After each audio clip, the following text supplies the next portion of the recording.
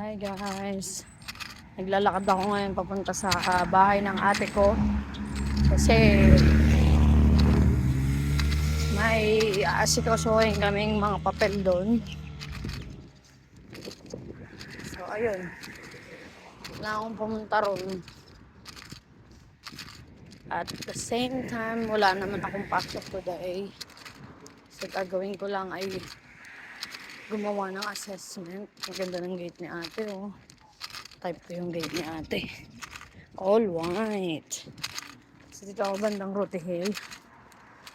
Ganda ng araw, no? Opak!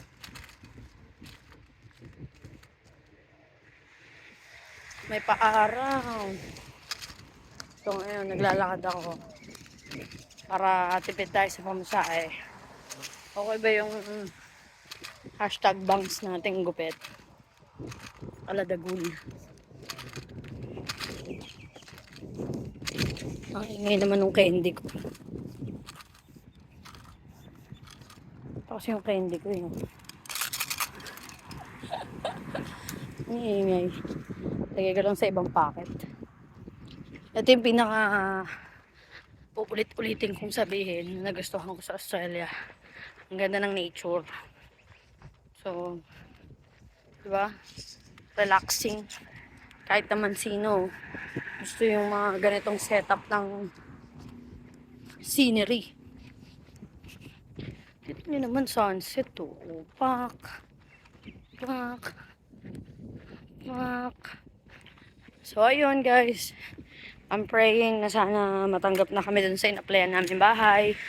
Kasi, pag nag-apply ka dito ng bahay for tenancy, upa ka, marami kayo, hindi lang ikaw.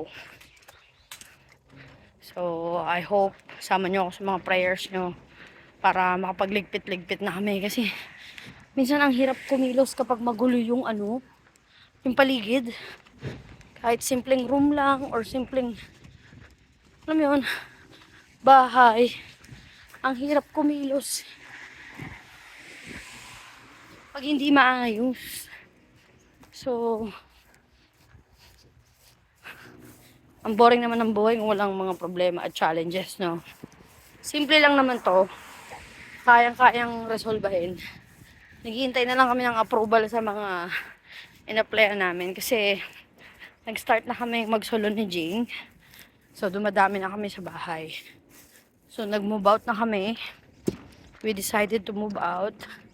Parang 2 weeks na kaming nakatira sa shared room. Somewhere in Dunside. So, ayun. Para din kahit papano may privacy din.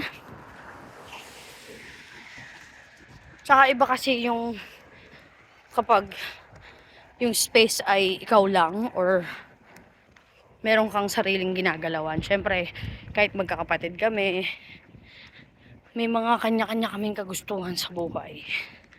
So, ito yung lugar dito sa Australia. Yan. So, pa-sunset na. So, ano na dito ngayon? Daylight saving na. So, this week, after this week, daylight saving na. So, the week after.